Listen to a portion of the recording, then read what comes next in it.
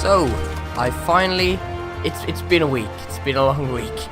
I finally got everything working as well as it possibly could. It's been a very long week. As you can see, I'm running Battlefield. The frames are on the top right if you want to see. I've just put it up for this video. It's probably the last video I'm actually going to put any sort of frames up on the screen. This is obviously all off the top of my head. I never script my videos or whatever, so just gonna go off. So if I start rambling on, I'm sorry. Or if I forget how to speak English, also I'm very sorry. But finally, after a week, so basically I started up, and the last video I done was I just showed you a bit of Witcher 3 and CS:GO, and I'm using a different software now. I'm using OBS, and I found that I get a little bit more frames while I'm recording using OBS, as you can see in the top right. This is Battlefield. I'd say 100. I'm going minimum I think I've ever gone to is 100 on Battlefield 4. On this map, Operation Locker, I think this is only a 32-man server anyway, but the lowest I've gone on this game I think was about 115, and the highest I've got to is 200, but I think 200 is the cap on this. I'm pretty sure you can remove the cap, but I don't think you need any more than 200 frames. Now this is on high settings, and the reason it's on high settings is because I didn't think that the computer would be able to handle recording and playing the game on ultra at 60, but I'm pretty sure it could have. Normally I get around about 100 frames on ultra while I'm not recording, and I just didn't think it'd get over 60 while I was recording, but I'm pretty sure it could have now. So next time I record a video, I'll make sure I bump that up to 60, just to make sure it checks that it runs over 60. I like to see over 90 frames, somewhere in between 90 and 120, because that's when I see like kind of diminishing returns where I don't really notice the difference. And I never thought I'd say this, and I was always one of those console players that say I would never be able to tell the difference between 60 and 120, but you honestly can. I'm not even kidding. It's not that you can see it. Well, you can see it. It's more you can feel it. It feels so horrible. When you're watching a video at 60 FPS, you won't be able to tell the difference. Obviously, this is at 60, but I'm playing the game at around about 120 and over in the video. If you're watching it, you won't be able to tell the difference, but you can feel a lot more of a difference between 60 and 120. There is a lot of difference. I've managed to get CS:GO, I've got it at optimized level. I'm playing CS:GO in 16:10 at the moment, and that's nothing. It gives me an extra like 20 frames, but I play it because it gives me wider, like, it stretches the screen obviously in 16:10, because the normal screen resolution is 16:9. I'm playing on a 1920 by 1080. Just the average 1080p, but it's nothing special. I'm running on a 60Hz monitor. I'm looking to get sooner or later something like 120Hz or 144Hz. I've seen that you can actually get 144Hz monitor now, which is pretty crazy. But I don't want to go and just test one out, because I know that it's going to be one of those things where I try it and I'm going to really like it, and I'm not going to want to go back to the 60. So I'm just going to stick with my 60 for now until I've actually got enough money to, left over to be able to afford a decent 144Hz monitor. I'm not really wanting to go over that. Obviously, if you was going to buy a 244Hz monitor, I'm pretty sure it would empty your pockets. There would be no point you wearing trousers anymore. But I thought I'd tell you the processes I've gone through to actually fix my gaming experience and be able to play the games I want without any problems. Minus screen tearing, but screen tearing is just, it just comes down to, I'm running at a 60Hz monitor, as I just said, and look at the frames at the top right. I'm obviously going to get a little bit of screen tearing, but that's acceptable. I don't think you'll be able to notice it. I don't know if it shows up on OBS. I don't think it does at all. No, I don't think it does. But I do get minor screen tearing. I'm sorry, but my chair's a bit squeaky. I get minor screen tearing, which I've kind of learned to deal with, and it doesn't really affect me so much now.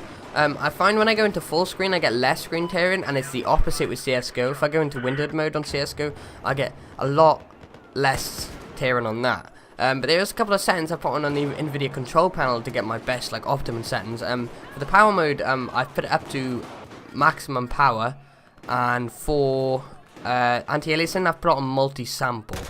And there's a couple of things like multi-pre-rendered frames 1, and I've turned VSync off.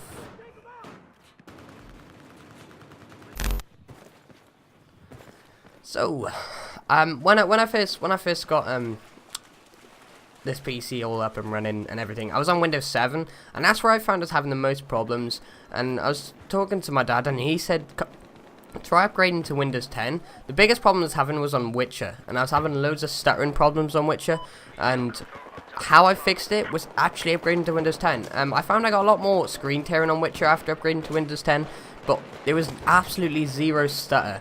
I found I lost some frames, and I don't know what that is, but I'm happy playing at high settings with no, with no stutter over 60 FPS. On high settings, medium to high settings, I'm getting somewhere around 70 to 100 frames on Witcher, which I'm very pleased with. And I probably could run it at ultra, but some parts of the map I'm definitely going to drop down. The lowest I've ever seen it drop down on ultra was when I was at the top of the mountain by the Griffin, and I dropped down to like 40 frames per second. It's still, this is still playable. I don't know what the PlayStation actually runs that at. I'm pretty sure the PlayStation runs it at 60. It might run at 30. I'm not sure. I've never played Witcher on the PlayStation, but yeah, I don't really see, I'm not going to say that I've completely moved over to PC now. I haven't actually played any console games since I've got the PC, and obviously moving to PC is a lot less. When someone says there's going to be a lot more problems on PC, there absolutely is. And the first week I've been ripping my head off, and just as I recorded this footage, I've just spent 3 hours trying to get Sony Vegas to it, because every time I opened it, it said Sony Vegas to stop working. I tried disabling my graphics card to turn off GPU acceleration on Vegas, and then enabling it back onto my graphics card. I've tried everything. I've tried uninstalling, I've tried refresh installing, I've tried changing my preferences back to default, and it turned out there's a stupid answer you could think of. All I had to do was restart my PC, and it's something I wouldn't think of. Talking about restarting PC, I've been looking online. I don't know what you guys do, you guys that do have PCs, but there's a big debate kind of going on about whether you should turn off your PC when you're not using it, or just leave it on. And the argument to that is, if you leave it on, your PC is going to wear off over time a bit more. But if you turn it off, the starting process of your PC booting up kills the PC. So I don't know which one to do. I kind of just leave mine in between, if you could say. I just leave mine in sleep mode. I haven't found any problems, and I've only had it a week and a half. But I'm having quite a lot of fun. I'm aiming on PC. So much easier. I can't explain it.